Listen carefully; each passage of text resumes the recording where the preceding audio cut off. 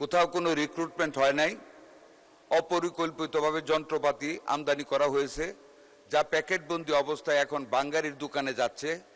18 কোটি টাকা করে 2টি রেডিওথেরাপির মেশিন খুলনা এবং ফরিদপুরে পড়ে আছে।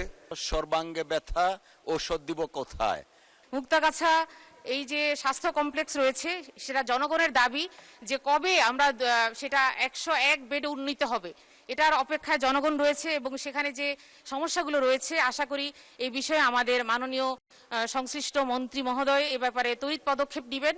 আসলে জনগণের যে দুরবস্থা এটা আসলে সীমাহীন, এ ব্যাপারে আমি আশা করছি আমাদের মন্ত্রী মহোদয় তড়িৎ পদক্ষেপ গ্রহণ করবেন। ধন্যবাদ মাননীয় স্পিকার। ধন্যবাদ মাননীয় সদস্য। সর্বাঙ্গে ব্যথা ঔষধ দিব কোথায়?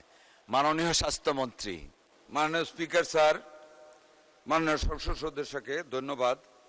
উনি যেই প্রশ্ন বা যেই কথাগুলো উত্থাপন করেছেন কোনোটার সাথে আমি দ্বিমত পোষণ করি না। তবে এই কথাটা মাননীয় স্পিকার ওনাকে বুঝতে হবে, গত 17 বছরের স্বৈর শাসন, অপশাসন, দুর্নীতি এবং জনগণকে অবহেলা করা, কোনো জনমঙ্গলজনক কোনো কাজে নিজেদেরকে নিয়োজিত না করার ফলে স্বাস্থ্য খাত এমনভাবে উপেক্ষিত হয়েছে। মাননীয় স্পিকার, আমি যদি আপনাকে বলতে যাই স্বাস্থ্য খাতের কথা, আমাকে 1 ঘন্টা সময় দিলে শেষ হবে না। কোথাও কোনো রিক্রুটমেন্ট হয় নাই, অপরিকল্পিতভাবে যন্ত্রপাতি আমদানি করা হয়েছে, যা প্যাকেটবন্দি অবস্থায় এখন বাঙ্গারির দোকানে যাচ্ছে। 18 কোটি টাকা করে 2টি রেডিওথেরাপির মেশিন খুলনা এবং ফরিদপুরে পড়ে আছে, যেগুলির বর্তমান বাজার মূল্য 11 কোটি টাকা। ব্যাংকার সৃষ্টি না করে এগুলি আমদানি করা হয়েছে। অনেক জায়গায় এক্সরে মেশিন আনা হয়েছে, টেকনিশিয়ান নেই। ল্যাবরেটরি মেশিন আনা হয়েছে, ল্যাবরেটরি টেকনিশিয়ান নেই। এই অব্যবস্থাপনা আজকে আমাদের এই গণতান্ত্রিকভাবে দিনের বেলায় ভোটে নির্বাচিত সরকারের উপর এসে পৌঁছেছে। কাজে ওনাদের কথাগুলো আমাদের শুনতে হচ্ছে। তবে এটুকু আশ্বস্ত করতে পারি, উনি যেটা 68টি শূন্য পদের কথা বলেছেন, দ্যাটস 100% ট্রু। মাননীয় স্পিকার, কোনো রিক্রুটমেন্ট হয় নাই, গত 17টা বছর রিক্রুটমেন্ট করে নাই। যেখানে যেখানে কিছু অ্যাডভার্টাইজমেন্ট করেছে, এমন সব ক্লজ দিয়েছে নিজেদের লুক নেওয়ার জন্য, প্রত্যেকটার বিপরীতে রিট মামলা হয়েছে। এগুলি এখন আমরা আস্তে আস্তে, যেমন 4100 নার্সের একটা রিট মামলা করে আমরা নার্স নিতে পারি নাই।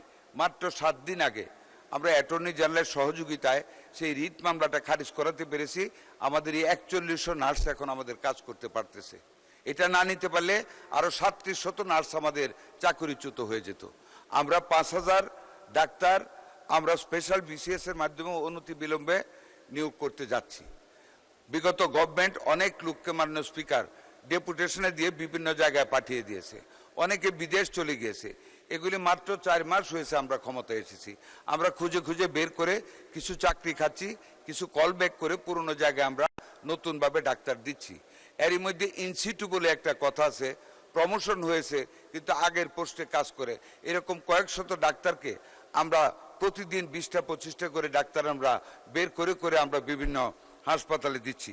অব্যবস্থাপনার কথা যেটা বলেছেন, আমি সকল মাননীয় সংসদ সদস্যদেরকে আমাদের মন্ত্রণালয়ের পক্ষ থেকে আমি এবং আমার প্রতিমন্ত্রী দস্তখত করে একটা চিঠি দিয়েছি এবং প্রত্যেকটা উপজেলা হাসপাতালের সভাপতি, মাননীয় সংসদ সদস্যগণ, ওনাদেরকে অনুরোধ করেছি ওনারা নিজ নিজ হাসপাতালগুলি ভিজিট করে আমাদেরকে জানানোর জন্য।